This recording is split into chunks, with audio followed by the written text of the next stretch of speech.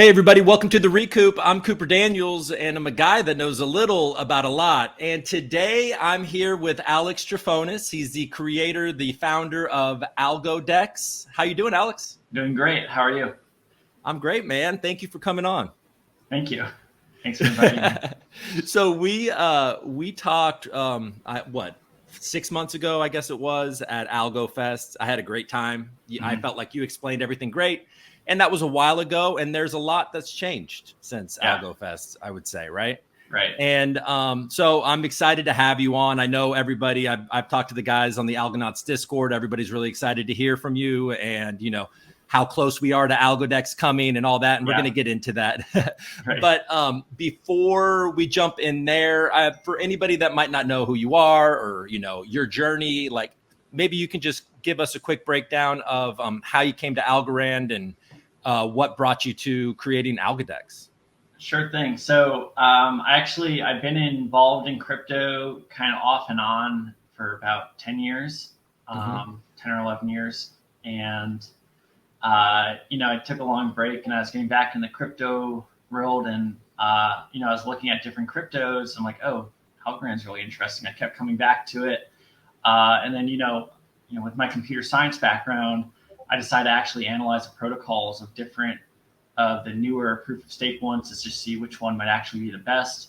Because if I'm going to invest my money, I'm going to, you know, put in the best one technically, not just the most well-known one, right. You know, such as Ethereum or something.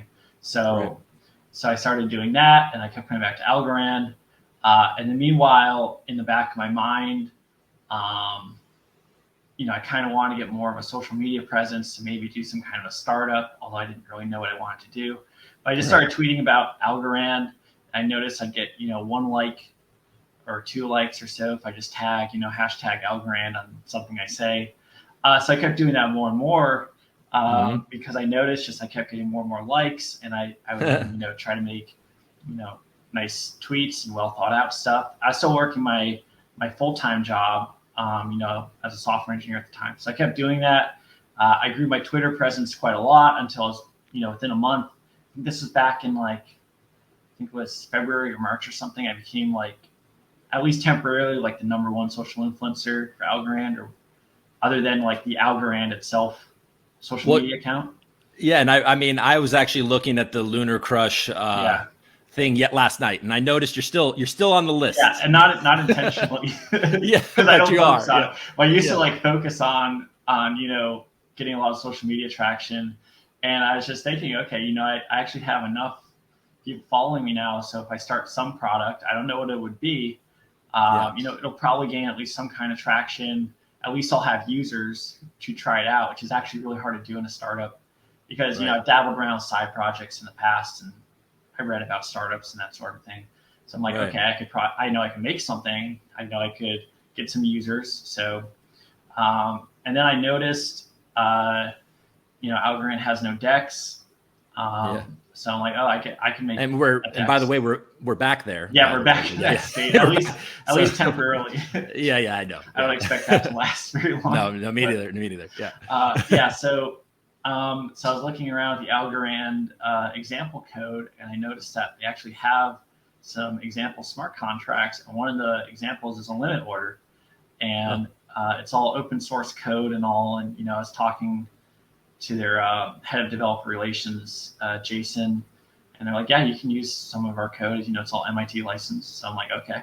So I started playing around, and I realized I could really do it. So, you know, after a few weeks, I announced I was going to build it. And then I kept building it, gained traction. So I decided to leave my job to do it. And got an Algorand Foundation grant for it, which gave us some like initial funds. So that was extremely helpful. And, you know, started building it. And here we are. And so on. Yeah. So, and then what was surprising to me though is, first of all, security audits and how long it takes to even get in the queue for them, and then also the legal structuring side, like how to legally create something, a trading platform, and what country to do it out of, and you need lawyers for like different countries and stuff like that. And you need accountants to like figure out all like the international accounting. It's really difficult. So So eventually, I didn't know that you had, like there was a long queue to even get a security audit. So for sure. So we got an audit back in August. But then we had some funding issues at the time. So we had we originally booked like a 6-week audit, but we got to cut it short. So they wrapped that up. But it was still a nice audit. They still audited our code, gave a nice report at the end. But then, I have to get another audit. So we went back in the queue, and then literally waiting until December for it. So that just finished, went very well. Nice. The only issue they found really is if somebody like were to get into our front end and inject code into our front end or something like that. Right. But other than that, it went well. We fixed things that we identified. Right. Yeah, I was reading. I've been reading on Twitter because obviously audits, and it's been kind of popular for guys like me that probably never really thought about them before. But now with the Tiny Man experience and they're super important because smart contracts are actually it's kind of it's interesting because they're easy to write in the first place. So it's easy, like programming in TL code in Algorand is very easy to write. But the problem is that there might be some vulnerabilities that you never even thought of, because basically a smart contract, like starting out, if you write almost no code for a smart contract, every single vulnerability possible exists already. So you have to write code. You have to think of every possible vulnerability and then write code to prevent them. So you have to think of every single thing that could happen. And same with the security auditors have to do that. And nobody can really do a perfect job at it, like deterministically. Like it's never 100% chance that there's no problems. Every smart contract's like this. So it's just very difficult. Actually, security in general is like this too. Yeah, right. So, I mean, that makes sense. Like perfect security is generally a myth. Like you can't really have it. Yeah. I mean, I can have all the alarms and everything in my house, but somebody can throw a rock through the window and just have an alarm go off and steal all my stuff. And even if you have a website, and let's say your website is 100% secure on a technical level, someone could break into the building where it's hosted and still, physically change things. So when you saw what happened recently with Tiny Man, did that make you nervous at all, or what's your reaction to what happened with Tiny Man and all that? My reaction, well, first of all, I wasn't that surprised because I just know firsthand how difficult smart contracts are. Another thought is we really have to make sure that our software is really secure so it doesn't happen to us, of course. And also I really admired how the community kind of rallied around them and didn't really like finger point too much at the developers. Because, at the end of the day, it's brand new software that they release. It's really difficult to make that and I secure. think and some smart people have pointed out that people like Yieldly and Tiny Man are pioneers in the, Algorand DeFi space. And this was bound to happen at some point. And, they're putting their neck out there and, they're Tiny Man is taking a blow right now, but it seems that they're reacting in a great way and they're going to compensate. I think it's fantastic how good everyone's reaction was, including Tiny Man's, how they're, compensating people. And now they have some bug bounty system. And things along those lines. Okay. They're being very transparent and so on. Absolutely. All right. So, Algodex. Okay. This must be coming soon. I think this is coming soon, right? I mean, I saw recently on Twitter that you just completed a seed round, which was like, okay, tell me. Okay. Yeah. We just completed a seed round, which is 3.13 million, if I'm right. Mm-hmm. That's great.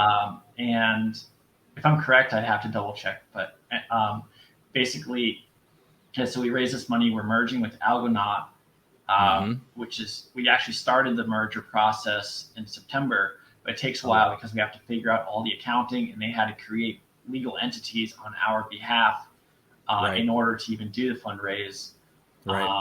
So who is Algonat? Algonat is a group of people out of Calgary, Canada, and they're all in the business community there. And they actually put together this company, which was originally going to invest, I think, just in algos. And they wanted to, so the original idea is they wanted to buy and stake algos, so use investors' money to pool algos and then go public with that. Right. And then have a public company that's kind of like an algo trust sort of thing, although it's a company. But then they were following me on Twitter for some time. So Jeff Callaway, the CEO, decided, oh, there's a good opportunity now. We can actually acquire Algodex and make that our, feature product, so to speak. Nice. Yeah. I mean, I like these people. I like their name and I like what they're focused on. I mean, look at this. This is Algonat's awesome. So, I mean, it's a really interesting idea to merge with them because these guys are all like structuring experts. And that's like an area that, I'm doing for the first time. And also, there's like a few lawyers on their founding team, which will help a lot. And then I think the plan where their company is going to go public, which they're planning for the second half of 2022, will be really interesting because then we'll be like the first public, Algorand anything. And one of the first crypto trading platforms is public as a company. So, as a company. Yeah. Right. So public company and like one of the Canadian stock exchanges. Whoa, that's awesome. So, okay. So we do have a so that's an addition. That's an addition to having our token, which will also be floating around. So people will be able to buy the token or they can buy the company stock at that point. Oh, so I did. How did I not know this? That's really cool.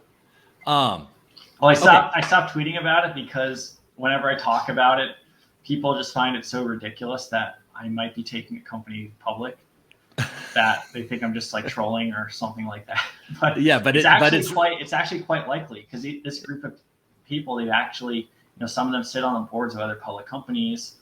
They've done this. They've taken companies public before, so they know the whole process. So they're kind of like hell bent on it. And so I was ready to move on, but now I want to wind back for a second. Yeah. So because I was thinking about something else, which we're going to talk about. But so Algonat is based out of Calgary, and you're merging. They've acquired Algodex, or your company. What's the name of your company? We're just wrapping it up. My company's Algo Dev. Algo Dev, and so the idea is that their company Algonat, and since they're acquiring you, also Algo Dev, or could possibly be listed on the Canadian Stock Exchange. Yeah, as one of the Canadian stock exchanges, there's multiple of them, so they're going to list on NEO, which is one of them. So it's extremely likely, and they're targeting second quarter this year. Wow. Of course, it's not it's not 100% because at the end of the day, someone has to agree to let you list a company, so they have to make a lot of public disclosures about risks and stuff like that. Well, and then I was going to say, what is by listing? What is like regulatory stuff and all of that with Algodex? Is there going to be a problem there, or is that not really an issue? Yeah, so we're trying to mitigate it. We're not Algodex is not going to operate in Canada at first. Actually, initially, we're not going to be operating to U.S. IP addresses at the very start either, because we have to figure out the U.S. situation better. There's a lot of nuances. So we're basically going to release it live, planning it in probably 1 or 2 weeks from now. That's like the loose plan. So the loose plan is for Algodex to go live, but unfortunately, Canadian and U.S. traders are not going to be able to use it. Right. Got it. From the start. Got it. Okay. I mean, I'm sure there's ways people figure out to circumvent that, but we're not going to allow that. Right. Got it. So everybody understands that. So, well, that sounds very cool. I mean, personally, I'm a little like, oh, darn, for the because I'm based out of the U.S., but that's okay. Well, it's just a temporary thing because we actually have a legal opinion that we got back in May that says we can allow trading in the U.S.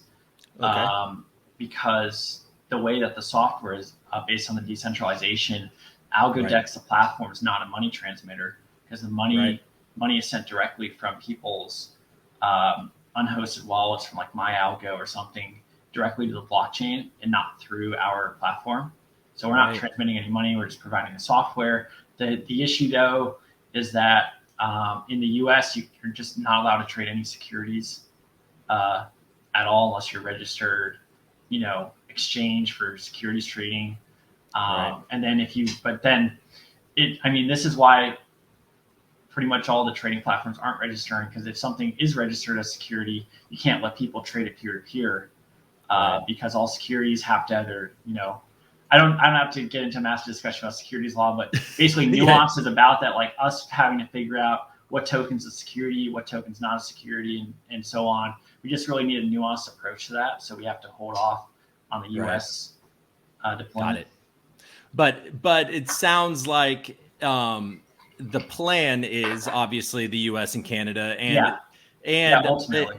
And it also sounds like you've got some big, I mean, this could potentially be, once you get cleared or once you guys decide that you're cleared to operate, this could potentially be very big. Yeah. And we're planning on other lines of business and products too that we can do down the road. Okay. So just in case, it's pretty big. Yeah. So just in case people don't understand, why don't you, because we do have a lot of, not a lot, but there are a handful of, Tiny Man will be back, and there's a handful of AMMs. I believe Humble Swap is coming soon, and there's a couple of other ones. They're coming. But what you're building is different. You're building a more order book style exchange, which will look, it sounds like it's going to look more like a Coinbase or a eventually, right? So maybe just give a quick, if you can, a quick breakdown so people can understand the differences between the two. Yeah, so a typical DEX, which Tiny Man is one, or Uniswap, basically they use liquidity pools. So there's two. So for example, if you're trading Algo to USDC, one pool will hold Algo, one pool will hold USDC. And then the pools kind of trade with each other whenever someone, wants to buy or sell something. And then the ratio of how much is in each pool sets the price.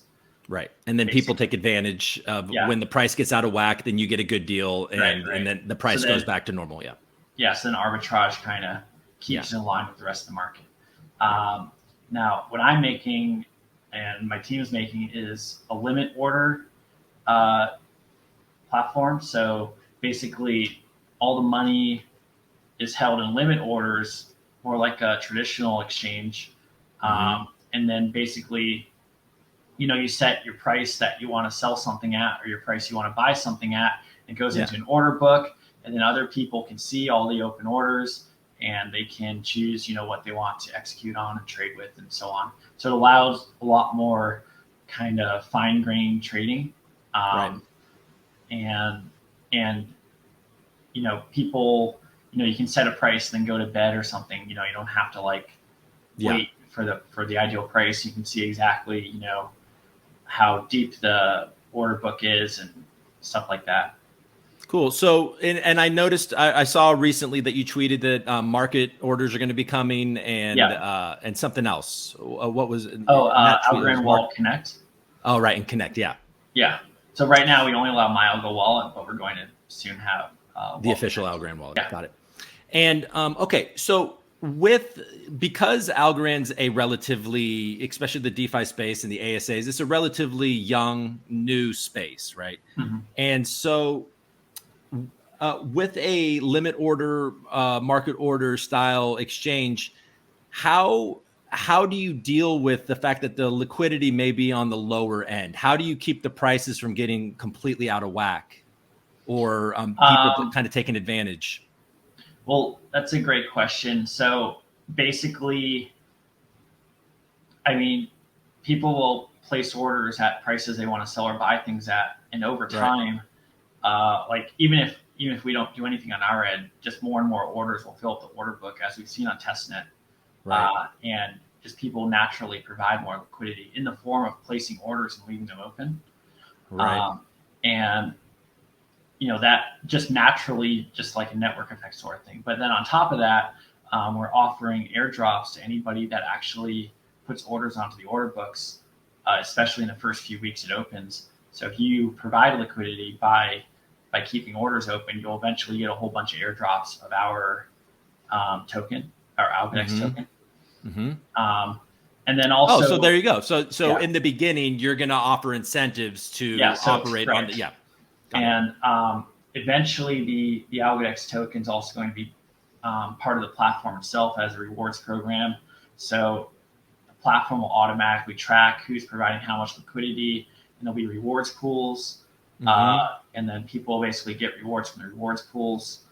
And then also someone who makes a new ASA can, for example, fill up the rewards pools with their ASA. So then anybody who trades on our platform is also staking by placing orders. So they'll receive rewards, kind of like staking, through the act of placing orders. And then also we're soon going to start making market-making bots, and we're going to make Algodex downloadable onto your desktop so you can run it from your computer, which also gives you enhanced privacy because you don't have to go through a website. And you can directly connect to the blockchain. And we can also have like one-click trading and market-making bots. So market-making bot can automatically place orders above and below the spot price. And then say it could monitor, for example, Tiny Man's prices, and then automatically set or remove your own orders, based on elsewhere. So then you basically capture any impatient traders who are trying to, sell or buy, because your orders will be slightly above or below the spread.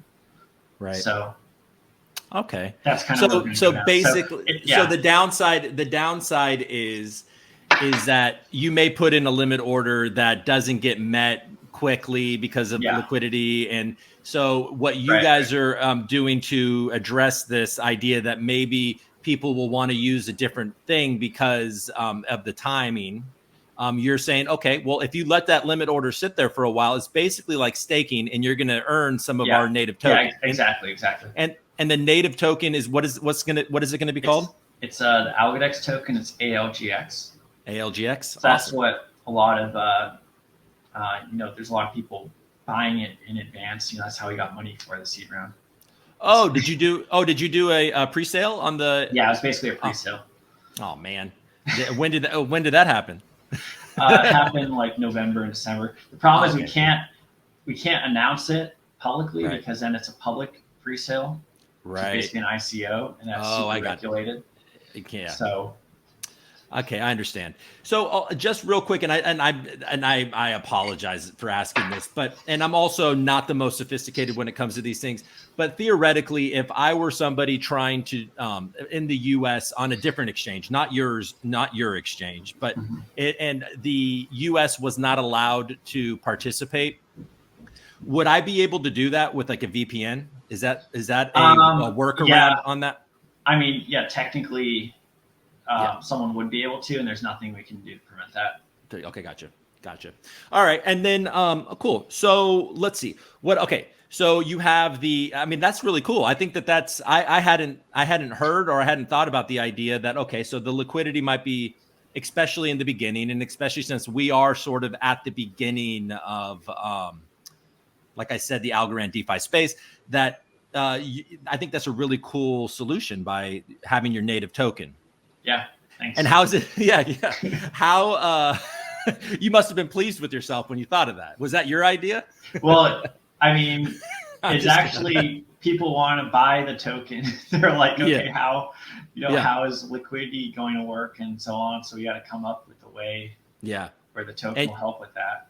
And you're creating. I came up with that specific idea. Cool. Yeah. And you're also creating, like you said, market making bots. So like basically like arbitrage bots and stuff like that. But before the token, but again, we'll have airdrops even before the token's integrated. So you'll still get rewarded for liquidity even before that's done. So that's going to be done in like the V2 of Algodex. Which are targeting, several months from now. I mean, it's crazy, man. Like, it's just like just the space in general. Like you said it, like you were less than a year ago on Twitter being like, Algorand's cool. I was just a Twitter troll to begin with. Yeah, that's amazing. And you're just like, Algorand's the best. And being like, man, I only got this many followers. I want more. And then you just started to do it. And then within a year, you're getting acquired. You're building the first order book style exchange on the Algorand blockchain, and like it's all happening. I mean, that's got to be you got to be. We're gonna make a bunch of other things too. Yeah, tell us about those. Let's hear about those other things. Yeah, so we're also at this point loosely planning a trading platform that'll be like an L2 exchange, which is more centralized, so to speak, as a second platform. And that'll have like futures trading, maybe options trading, and like instant trading and stuff like that. Kind of like DYDX, but for Algorand, maybe it's DXDY. Oh, right. But for Algorand. Right. That's cool. And anything? So you're building that, and then also, go ahead. No, I want to hear also. I was just gonna say, so we also might be starting another company that will be owned by Algonat, that'll allow for buyback tokens. So I'm actually not sure if Jeff wanted me to talk about this, but since I started talking about sorry, you've already said it. Yeah, basically like security tokens where we'd use cash flow from some other non-crypto company to buy back the tokens, kind of like stock buybacks, and then basically use company cash flow to automatically boost the price of certain tokens. But then also, other people can buy them too and hold on to the token, knowing that the cash flow is going to come in and keep the price going higher and higher. So so give me an example of how that would work, like with a specific token, maybe just like a hypothetical token. How would this... So basically we'd announce another token, and then we'd get investors to invest a bunch of money in it. And then we would take all that cash that's invested into it, and then we'd basically buy a company's cash flow, which from their perspective is basically like taking a loan. So then we basically take all this cash, let's say it's several $1 million, hand it over to some company, and then we're basically buying their cash flow with interest for the next, say 5 years. And then for the next 5 years, they now contractually have to use the cash flow to buy our token on Algodex and then boost its price up in doing so. Okay. Using basically a trading bot that we have. All right. Well, that's basically the idea. And then also other instruments too, not just buyback. So we're going to have like a bunch of different security token instruments. My God. So what is the process? I we've already sort of talked about it, but when you start saying like a security token and buyback, like that, it seems to it starts to get dicey with regulatory stuff. And so that's clearly where you guys are. Yes, that's going to be a difficult part with that. So we're going to have to figure out, the right jurisdiction to even launch the thing. Yeah. And so on. Yeah, I didn't know that you were so close. A week or two sounds pretty cool. Yeah. So so with the week or two for Algodex, will the native token, the ALGX? Yeah. ALGX, will that already be live is that going to be live with the launch? It'll probably be live shortly after. It's not timed right with the launch. Cool. So we're planning sometime February to June loosely for that token to come out. Okay. So as early as February, as late as June. Yeah. Yep. And that's also around when the airdrops will start appearing for people who patiently waited. There's been a lot of people who have been using testnet like continually since the start, just mostly hoping for airdrops eventually. Okay. So that was the deal, which I completely dropped the ball on and participated in that. But so the idea is if you participated in testnet, then you would get an airdrop of ALGX. Got it. Right. Is it too late? Can I go on there today? You can, but I think the earlier users will get more airdrops than people doing it right now. But you get something. All right. Well, so there we go. I'm going to sign on. I'll sign on later. And for other reasons, obviously, because I want to check it out. But so is it as it is right now on testnet? Is it pretty are you feeling like this is what it's going to look like, and this is where we're at, and you're very happy with how it's going? Yeah, we're very happy. I mean, there's still a few minor kinks here and there that we have to sort out. There's some caching things that just have to be a little improved. because we're constantly getting user feedback too, which helps us a lot. Yeah. But the funny thing about users is that they're never satisfied. So you can fix any amount of things, and they'll just start complaining about something else. But yeah, nobody's ever satisfied about anything. It feels like once you get something, then you want more. It's like it's just like it's the old thing. It's like the richer you get, the more you have, and the more you need. But that's cool, man. So how big is your team? Yeah, that's a good question. We have let me think. We have 4 or 5 engineers. And then we have, my wife helps out full time. And then we have the Algonaut team, which is basically part of our team. Right. Although we're finalizing that very soon. Yeah. So I don't probably and then there's also some part-time helpers here and there. So 10 to 15 or something. Yeah. That's cool. So Algorand in general, you started because you found Algorand and you were like, this makes sense. The tech makes sense. Yeah. And then the community started to show up for you and you're like, all right, so the tech makes sense. The community's cool. So how are you feeling? I mean, obviously these days we're all kind of like, oh man, Algorand, Algo and everything else is kind of, the price is sort of dipping, Yeah.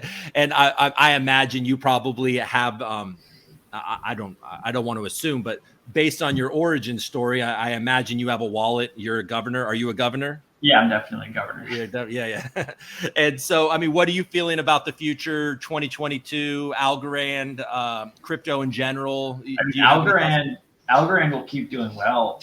There's more and more projects coming out. If you look a year ago, they're pretty much there weren't that many actually completed platforms. There's just a lot of stuff in development, and now there's a bunch of completed ones, and there's a lot more in development. They're going to keep coming out and make the ecosystem bigger and bigger.